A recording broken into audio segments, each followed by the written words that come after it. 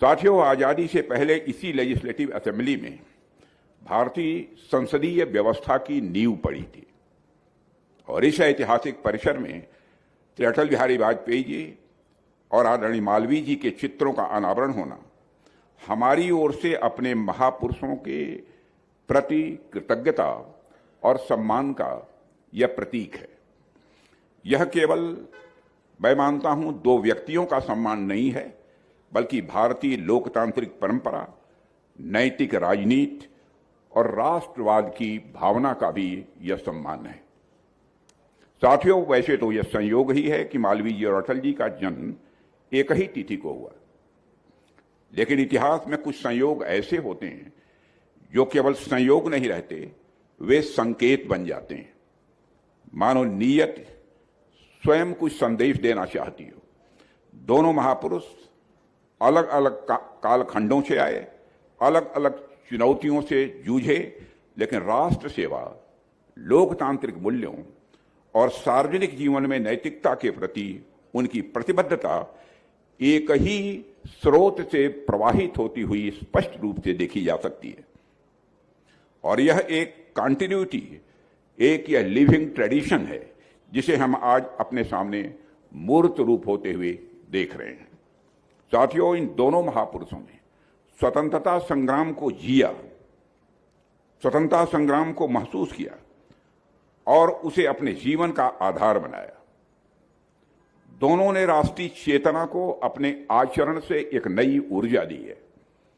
दोनों ने हमें यह सिखाया है कि राजनीति केवल सत्ता प्राप्ति का माध्यम नहीं है, बल्कि पब्लिक सर्विस का, जन सेवा का एक सर्वोच्च यह मंच है। साथियों, अटल जी ने जिस गरिमा, संवाद और म्यूचुअल रेस्पेक्ट, पारस्परिक सम्मान की राजनीति की, मैं मानता हूं आज भी अपने में वह एक बेंचमार्क है। वहीं महामना मालवीय जी ने शिक्षा, संस्कृति और स्वाभिमान को राष्ट्र निर्माण का मूल आधार बनाया। दोनों ने यह सिद्ध किया कि लोकतंत्र तभी मजबूत होता है जब उसमें विचार हो, संवेदना हो और इसके साथ ही उसमें चरित्र भी हो। साथियों, अटल जी और मालवीय जी दोनों ही बहुआयामी व्यक्तित्व थे। कवि, हृदय, विचारक, पत्रकार और ओजस्वी वक्ता, स्वतंत्रता सेनानी और संपादक, इन सभी रूपों में उन्होंने भारत राष्ट्र को एक दिशा दी है। अटल जी की कविताओं में जहां राष्ट्र की पीड़ा और आशा दिखती है, वहीं मालवीय जी के विचारों में शिक्षा को लेकर एक दूर दृष्टि भी दिखाई देती है, जो अपने समय में बहुत ही आगे थी। और यह कहना अतिशयोक्ति भी नहीं होगी कि दोनों ही ट्रू स्टेट्समैन थे, सच्चे राजनेता थे। दोनों ऐसे नेता जो सत्ता से ऊपर राष्ट्र को रखते थे और तात्कालिक लाभ से ऊपर दीर्घकालिक हित को बराबर उन्होंने रखा। जहां तक अटल जी का प्रश्न है, आप सभी अच्छी तरह जानते हैं कि उनका कैसा विनोदी स्वभाव था। और एक महत्वपूर्ण बात जो उन्होंने कही थी, उसे सचमुच मैंने अपने जीवन में भी स्वीकार किया है, उसे अंगीकार किया है। छोटे मन से कोई बड़ा नहीं होता, टूटे मन से कोई खड़ा नहीं होता। यह अटल बिहारी वाजपेयी जी जैसा ही कोई व्यक्ति बोल सकता है। छोटे मन के व्यक्ति को जीवन में कभी सुख की प्राप्ति नहीं हो सकती, आनंद की प्राप्ति नहीं हो सकती। और मैं तो कहता हूं, छोटे मन का व्यक्ति चाहे कितनी भी पूजा करे, चाहे जो कुछ भी कर ले, चाहे जितने लोगों को भोजन करा ले, जितना भी जन कल्याणकारी कार्य कर ले, उसे जीवन में परमात्मा की भी प्राप्ति नहीं हो सकती है, परमानंद की भी प्राप्ति छोटे मन के व्यक्ति को नहीं हो सकती। उनका जैसा विनोदी स्वभाव था और हमारे अटल जी इस प्रकार के प्रत्युत्पन्न मति के थे, हम सब अच्छी तरह परिचित हैं। मैं घटना की चर्चा करना चाहूंगा, शायद आप में से बहुत लोगों को इस बात की जानकारी होगी कि पाकिस्तान में वो गए थे। पाकिस्तान में इस कार्यक्रम के बाद एक पाकिस्तान की महिला पत्रकार ने यह कहा कि अटल जी, मैं आपसे शादी करने को तैयार हूं। लेकिन शर्त यह है कि मुंह दिखाई में आपको हमें कश्मीर देना होगा। अटल जी थोड़ी देर के लिए ठिठके, रुके,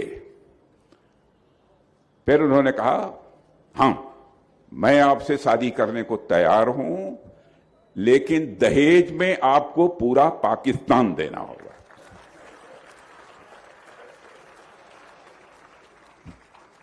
अब आप ये कल्पना कर लीजिए कि उनका सेंस ऑफ ह्यूमर कैसा था। मुझे याद है कि एक बार हिमाचल प्रदेश की सार्वजनिक सभा को संबोधित करते हुए, चुनावी व सार्वजनिक सभा थी, वो गए थे। स्वर्गीय वीरभद्र सिंह जी वहां के मुख्यमंत्री थे। किसी की आलोचना भी यदि अटल जी करते थे, इस बात का ध्यान रखते थे कि मर्यादा का किसी भी सूरत में अतिक्रमण नहीं होना चाहिए और वह व्यक्ति किसी भी सूरत में आहत भी नहीं होना चाहिए। तो वहां की सार्वजनिक सभा को संबोधित करते हुए उन्होंने कहा कि आपके मुख्यमंत्री जी भद्र तो हैं, लेकिन वीर नहीं है। आप ये कल्पना करिए कितनी शालीनता, जो कुछ भी कहना था उन्होंने कह भी दिया, लेकिन मैं समझता हूं जिसके लिए कहा वह भी आहत नहीं हुआ। ऐसा मतलब प्रत्युत्पन्न मति, ऐसा स्वभाव, यह मैं समझता हूं कि परमात्मा की कृपा से ही ऐसे लोग इस भारत की धरती पर जन्म लेते हैं। इस प्रकार की कई घटनाएं उनके जीवन की हैं। मित्रों, इन सभी गुणों से ऊपर जो बात इन दोनों महापुरुषों को जोड़ती है वह था उनका स्वदेश प्रेम। उन्होंने हमेशा स्वदेशी विचारों, स्वदेशी उद्योगों पर, स्वदेशी क्रियाकलापों पर फोकस किया और आज भारत आत्मनिर्भरता के जिन लक्ष्यों की तरफ तेजी से आगे बढ़ रहा है, उसके पीछे इन महापुरुषों की शिक्षाओं का एक विशेष महत्व है। पंडित मदन मोहन मालवीय जी का जीवन स्वयं एक प्रेरक आख्यान है, एक प्रेरक नैरेटिव है। सामान्य परिवार में जन्म लेकर वकालत के क्षेत्र में अपार सफलता पाने की संभावनाओं के बावजूद उन्होंने मातृभूमि की पुकार पर अपना सब कुछ छोड़ दिया। उन्होंने स्वतंत्रता संग्राम को महज एक आंदोलन न मानकर एक अपनी नैतिक जिम्मेदारी मानी, एक अपनी मॉरल ड्यूटी मानी और फिर उस दौर में शिक्षा के क्षेत्र में दान और भिक्षा से इतना बड़ा विश्वविद्यालय खड़ा करने का साहस, यह अपने आप में मैं मानता हूं यह साधारण नहीं है, बल्कि यह अद्वितीय है। साथियों, महामना मालवीय जी से हम यह सीखते हैं कि शिक्षा केवल डिग्री नहीं है, बल्कि राष्ट्र निर्माण का सबसे सशक्त और यह प्रभावी माध्यम है। और उन्होंने सिद्ध कर दिया कि सीमित संसाधनों, दान और त्याग से भी ऐसे संस्थान खड़े किए जा सकते हैं जो सदियों तक ज्ञान की ज्योति को फैलाएं। उनके द्वारा स्थापित काशी हिंदू विश्वविद्यालय आज भारतीय ज्ञान परंपरा, आधुनिक ज्ञान और सांस्कृतिक चेतना के संगम के रूप में दुनिया भर में ख्याति अर्जित कर रहा है। साथियों, यह दिखाता है कि जब आपकी नीयत शुद्ध हो और उद्देश्य बड़ा हो तो संसाधन स्वयं ही रास्ता खोज लेते हैं। उनका जीवन हमें यह भी सिखाता है कि सार्वजनिक जीवन में रहते हुए भी निजी स्वार्थ से ऊपर उठकर कैसे सोचा जाता है। और जब शिक्षा कमर्शियलाइजेशन के दौर से गुजर रही है, तब मैं मानता हूं कि महामना जी का यह आदर्श हमें शिक्षा को कैरेक्टर बिल्डिंग मिशन के रूप में देखने की यह प्रेरणा देता है। और साथियों, वही दूसरी तरफ आप अटल बिहारी वाजपेयी के जीवन में भी जब देखेंगे तो आपको उनके मन में भी वही विशालता दिखाई देगी। उनका तो बहुत बड़ा प्रसिद्ध कथन है जिसकी मैंने चर्चा की कि छोटे मन से कोई बड़ा नहीं हो सकता, टूटे मन से कोई खड़ा नहीं हो सकता। और यह एक वाक्य यह सचमुच हमारे चित्त में इस हद तक बैठ गया कि मैं कह सकता हूं कि इस एक वाक्य में ही जीवन का पूरा सार है। और जब वो विपक्ष में थे तो उन्होंने हर गलत निर्णय पर सरकार का विरोध किया, संसदीय मर्यादाओं का बराबर उन्होंने ध्यान रखा और हर सही निर्णय पर जरूरत पड़ी तो सरकार के साथ खड़े रहे हमारे पंडित अटल बिहारी वाजपेयी जी। और उन्होंने सिखाया कि सत्ता में रहकर भी विनम्र कैसे रहा जा सकता है और विपक्ष में रहकर भी राष्ट्र हित को कैसे साधा जा सकता है। साथियों, संसदीय प्रणाली में उन्होंने संवाद, गरिमा और मर्यादा को राजनीति की अनिवार्य शर्त बताया था और उनके लिए डिसएग्रीमेंट, असहमति और डिसरेस्पेक्ट, अपमान नहीं बना। उन्होंने सत्ता में रहते हुए विपक्ष को सम्मान दिया और आलोचनाओं को सुना और मतभेदों को मनभेद में उन्होंने नहीं बदलने दिया। यह एक रेयर क्वालिटी है जिसे किसी भी जमाने में राजनीति में एक बेंचमार्क के रूप में देखा जा सकता है और उनके राजनीतिक विरोधी भी यह स्वीकार करते हैं कि अटल जी ने कभी जनहित के विरुद्ध कोई कार्य नहीं किया। आज के समय में जब बहसें अक्सर कटु हो जाती हैं तो अटल जी का जीवन हमें यह याद दिलाता है कि लोकतंत्र का सौंदर्य मतभेदों में नहीं बल्कि उन्हें सुलझाने की शैली में है और यही उनकी मॉरल अथॉरिटी थी, यही उनकी इंड्योरिंग लेगेसी भी है। और साथियों, जब मैं मालवीय जी और अटल जी के जीवन के बारे में पढ़ता हूं तो भले ही दोनों का कालखंड अलग दिखता है, भले ही ऐसा हो सकता है शायद दोनों कभी न मिले हों, लेकिन दोनों के जीवन को देखकर यह साफ साफ पता चलता है कि मदन मोहन मालवीय जी के विचारों के सच्चे उत्तराधिकारी यदि कोई थे तो हमारे अटल बिहारी वाजपेयी जी ही थे। साथियों, यह बात जो मैं कह रहा हूं कि यह भावनात्मक अतिशयोक्ति में नहीं कह रहा हूं, बल्कि आप इसके कई उदाहरण दे सकते हैं। पंडित मदन मोहन मालवीय जी ने जिस राष्ट्रवाद की कल्पना की थी वह शिक्षा, संस्कृति, आत्मसम्मान और नैतिकता से उपजा हुआ था। बाद में जब अटल जी प्रधानमंत्री बने तो उन्होंने उसी राष्ट्रवाद को आधुनिक लोकतंत्र की भाषा दी, जहां वो सबको साथ लेकर चले। ठीक उसी तरह जिस प्रकार मालवीय जी के लिए शिक्षा राष्ट्र निर्माण का आधार थी और उन्होंने नागरिक गढ़ने के लिए ज्ञान को चरित्र से जोड़ा, उसी प्रकार अटल जी ने विज्ञान, तकनीक और भारतीय भाषाओं को सम्मान देते हुए शिक्षा को आत्मनिर्भर भारत की चेतना के साथ जोड़ा था।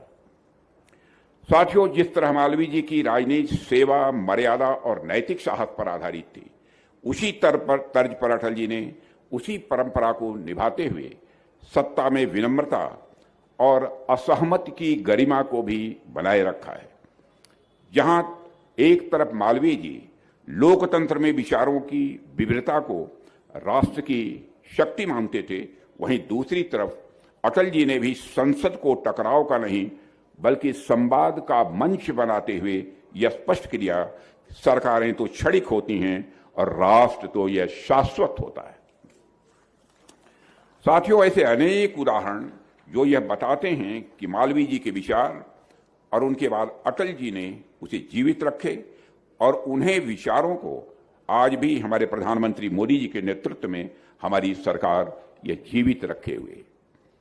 आज इन दोनों महापुरुषों को चित्रों का इस ऐतिहासिक परिसर में अनावरण होना हम सबके लिए गौरव का अनुभव तो है ही, लेकिन साथ ही साथ आज का दिन हमसे एक साइलेंट सवाल भी पूछता है कि यह सवाल पूछता है कि क्या हम उनके मूल्यों के उत्तराधिकारी बनने के लिए तैयार हैं।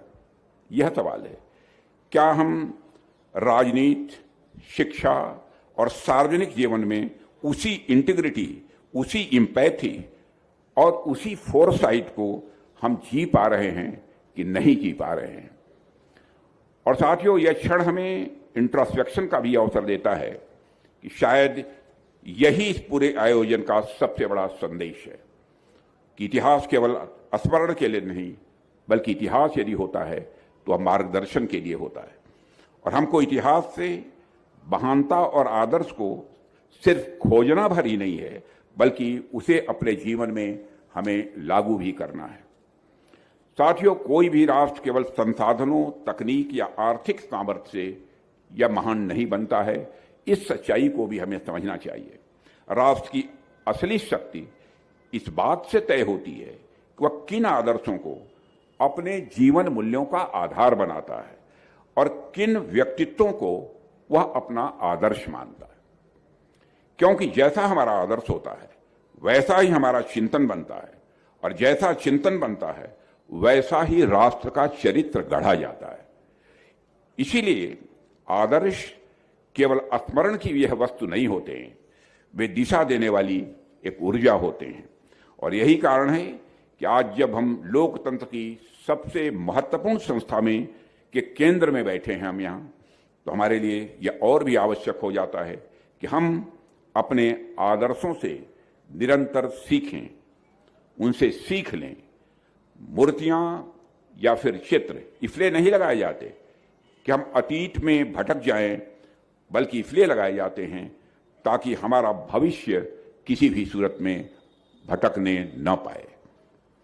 वे हमें हर दिन यह याद दिलाती हैं कि हमें कैसा बनना है, हमको अपने आदर्श कैसे स्थापित करने हैं। इसलिए हमारे आदर्श राम भी हैं, हमारे आदर्श कृष्ण भी हैं, हमारे आदर्श बुद्ध भी हैं, हमारे आदर्श महावीर भी हैं। और इसी सूची में आगे बढ़ते बढ़ते आपको महामना मालवीय जी और श्रद्धेय अटल जी भी मिलेंगे आगे बढ़ते बढ़ते। यह मैं बात विश्वास के साथ कह सकता हूं। साथियों, इसलिए इन चित्रों का अनावरण होना हमारे लिए एक साइलेंट रिमाइंडर है। इन चित्रों का अनावरण होना हमारे लिए एक साइलेंट रिमाइंडर है कि हम किस परंपरा के उत्तराधिकारी हैं। ऐसे अवसर पर हमें सोचने को बाध्य करते हैं कि हम अपने विचार, अपने शब्द और अपने कर्म से उन आदर्शों के करीब जा रहे हैं या उन आदर्शों से हम दूर जा रहे हैं। हमारा यह आत्म मंथन ही हमारे महापुरुषों के प्रति, मैं समझता हूं, यह सच्ची श्रद्धांजलि होगी। इसलिए अंत में बस इतना ही कहना चाहूंगा कि आज इस लोकतांत्रिक केंद्र में बैठकर हम यह संकल्प लें कि हम महामना मालवीय जी की तरह शिक्षा को राष्ट्र सेवा का माध्यम बनाएंगे और अटल जी की तरह राजनीति को लोक सेवा का एक पवित्र कर्म मानेंगे। यह आज संकल्प लेने की आवश्यकता है। इन्हीं विचारों के साथ एक बार मैं पुनः महामना मदन मोहन मालवीय जी और श्रद्धेय अटल बिहारी वाजपेयी जी दोनों की स्मृति को नमन करते हुए और विधानसभा अध्यक्ष दिल्ली श्री विजेंद्र जी गुप्त ने जो उत्कृष्ट कार्य किया है, इसके लिए उन्हें बधाई देते हुए अपना निवेदन यहीं समाप्त करता हूं। आप सबको बहुत बहुत धन्यवाद। धन्यवाद आदरणीय। निस्संदेह छोटे मन से कोई बड़ा नहीं हो सकता और टूटे मन से कोई खड़ा नहीं हो सकता।